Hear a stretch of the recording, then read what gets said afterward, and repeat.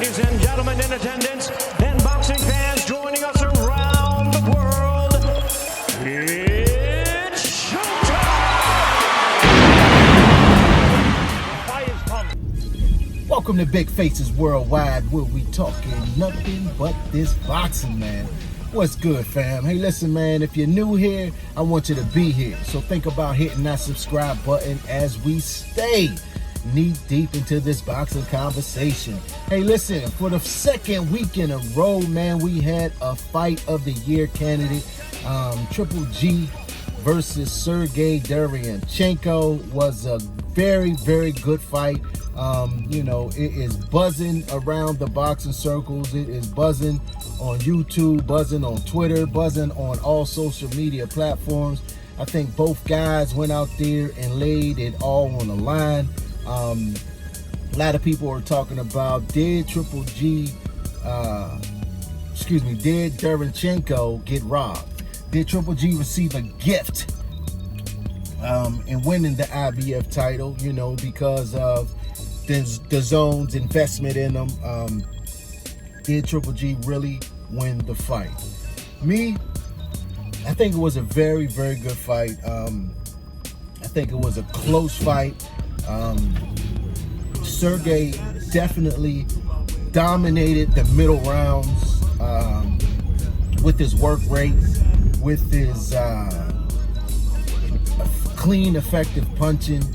It was like, you know, every punch or two that Triple G would land, Sergey Derevyanchenko would come back with 3, 4, 5 punch combinations, man, in those middle rounds, man. And you know, a lot of people think that won him the fight.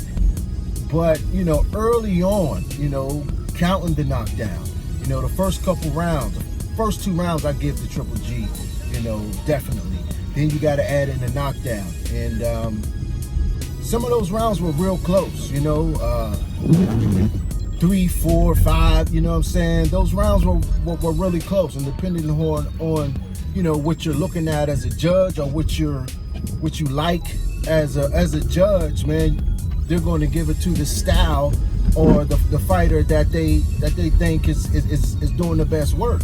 You know what I'm saying? But the middle rounds, clearly, you know, Derevyanchenko was having the more effective, clean shots.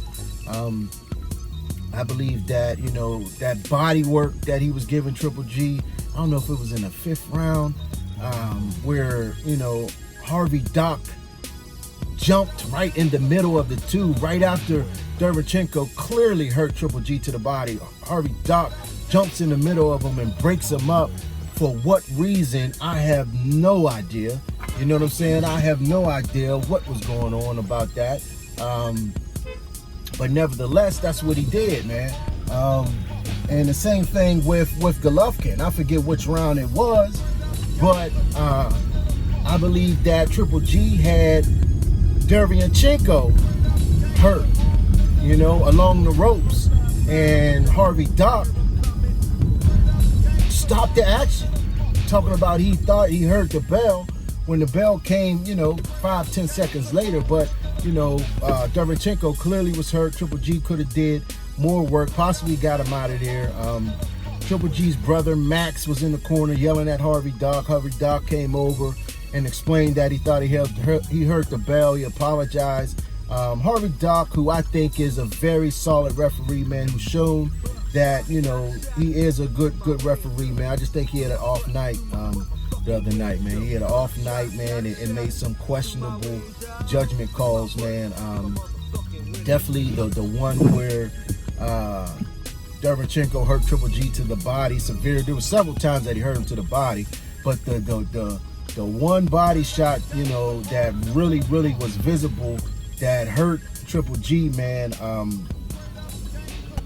Derevyanchenko wasn't allowed to follow up because Harvey Dock, for whatever reason, stepped in and stopped the action.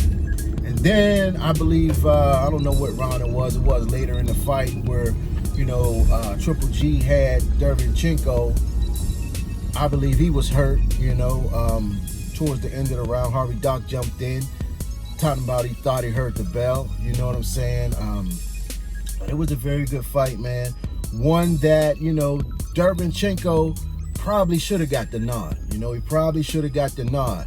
You know, but like I said, like I explained to you at the beginning of this video, man, those beginning rounds were close. I think Triple G, you know, he pressed the action in 11th and 12th. You know, Jonathan Banks, you know, he implored Triple G to let his hands go and told him that he needed to win the 11th and 12th round to win this fight.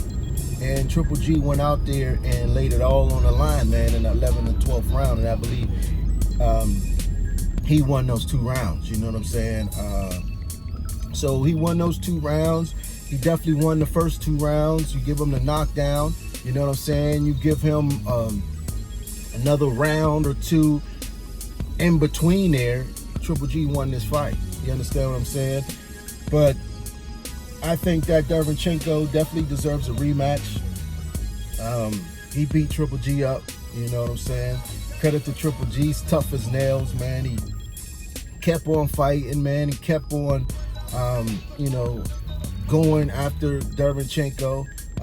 But I think his age is starting to show. It's definitely showing up. You know, Derevyanchenko was the faster guy. You know, his punches were coming out crispy. His combination punches was on point, man. Derevyanchenko, man, he looked it good. You know, he really looked it good, man. And I think that, you know, he will be a problem for anybody at middleweight. You know, Danny Jacobs, you know, he has good movement. He was able to use his movement to, you know, frustrate Derevyanchenko, you know what I'm saying? But a guy who doesn't use so much movement, who's going to come and fight you, you know what I'm saying? He's going to give, Derevyanchenko's going to give that fighter hell. You know, I think a fight between Derevyanchenko and Jamal Charlo would be a very, very good fight. You know, very interesting fight. Demetrius Andrade, I think Demetrius Andrade and Triple G, I think Demetrius Andrade would probably win that fight, you know what I'm saying? But it's not a foregone conclusion, man. There's a lot of smoke still at middleweight, man. Triple G, he may got about 1 or 2 more fights, really good fights in him, man. There were times in that fight where I'm sure the agent Gennady was asking himself, what the hell am I doing in here? You know what I mean? But he took it like a champ, man. He held his poker face, and you know, he nodded to Derevyanchenko, you know, at times when he would land a good shot, letting him know, okay, you got me, but I'm still here. I'm still coming. You know, shouts out to Triple G, man. That guy took a lot of punishment in that fight, man. And he dished some out too. He definitely dished some punishment out, which was relevant by the way Sergey's face looked. Now, he didn't get the knockout. He didn't necessarily really hurt Derevyanchenko bad, you know, although I do think that one round that I mentioned that he was kind of hurt. But you know, Gennady, is he slowing? Is his power punches not what we thought they were, you know, or is it just the age? You know, I've heard it from too many people, too many boxers who've said that they sparred Triple G, that fought Triple G, that talked, that raved about his power, man. So I would have to believe that the power is real. You know, Derevyanchenko was just able to absorb it, was just able to, you know, perform, give the fight of his life, man. He was fighting for everything, man. You know what I'm saying? This was the second shot within the year, I believe, at the IBF title, and he didn't want to let it slip between his fingers, man. So he laid everything on the line, man. You know, but the judges didn't agree with it. You know what I'm saying? Will I call it a robbery? No, I wouldn't call it a robbery. But do I think, you know, Derevyanchenko could have walked away with that title? Absolutely. But I'm not screaming robbery, and I'm not upset that Triple G won. You know, Derevyanchenko, you know, he outworked Triple G, man. He outworked him for most of the fight. had to do to secure the victory, man. Where he goes from here, I don't know, man. The trainer, Jonathan Banks, man, he wasn't too, Team Triple G after the fight, you know what I'm saying? And we know that Abel Sanchez, a lot of people believe that he got rid of Abel Sanchez because Abel was out there criticizing him after the Canelo fight, saying that Triple G lost the fight. He didn't follow the game plan, things like that. These were the type of things that Jonathan Banks was saying after this fight, saying that Triple G didn't follow the game plan, you know what I mean? So I'm just going to be interested to see, if Triple G keeps Jonathan Banks around. If he doesn't, it's going to look crazy for him to keep changing trainers. But it seemed like they had a real good chemistry going, you know what I'm saying? And Jonathan Banks, in my opinion, I think he should have kept his mouth shut, you know what I mean? I think that, in certain situations, you got to ride with your guy, man. You got to ride with your guy. They talked about Triple G having an illness. They say it was real. They say the illness was real. It sounded like an excuse now, but Jonathan Banks said, his illness was real, it was horrible.